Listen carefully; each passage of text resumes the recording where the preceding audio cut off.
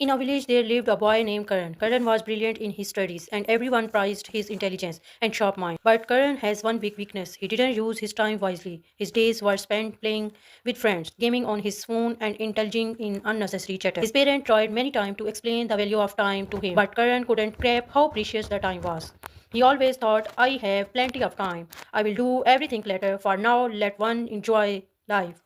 One day, the annual exam results were announced at his school. This time, Karan scored below average, for worse than expected. His teachers, who used to praise him, were now disappointed. Even his friends started distancing themselves from him.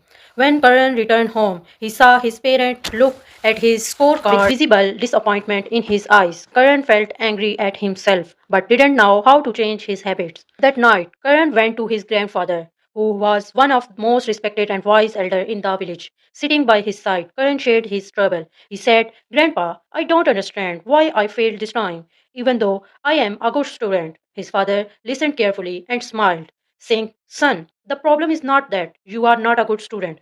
The problem is that you have taken time for granted. Time is very precious. If used properly, it can lead to success, but if wasted, it will pull you back. Confused Karan asked, But Grandpa, we always have a time, don't we? I can always use it. Later, right. Grandpa becomes serious. Let me tell you a story that will help you understand the value of time. Grandpa began a long time ago. There was a powerful king named Vikram. He had immense wealth, grand policies, and countless servants. But the Vikram had a habit of wasting his time on trivial matters. Spend the time with his friends instead of attending court, and postpone every task, saying, I will do it tomorrow.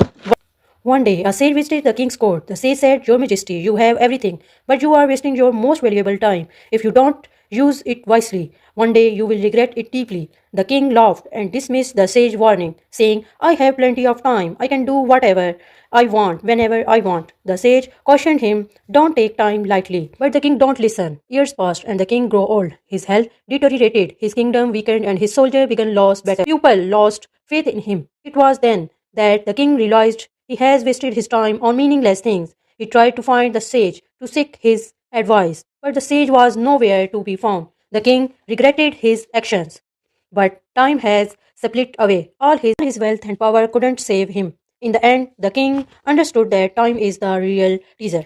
Hearing this story, Karan was deep in thought. For the first time, he realized how much precious time he had wasted. He asked his grandfather, Grandpa, can I settle change my life by using my time wisely? Grandpa smiled and said, Of course, the wheel of the time. Never stop if you start using time wisely. From today, nothing can stop you from achieving success. But remember, don't postpone anything to tomorrow. Do what you can today. From that day, Karan resolved to use his time effectively. He created a daily routine and allocated time for every task. He began walk up early, focus on his studies, and avoid unnecessary distractions. Gradually, Karan began to see the result of his efforts, and in the next exam, he topped his class. Eventually, he became a successful businessman and inspired everyone with his life story. Using time wisely is the key to success.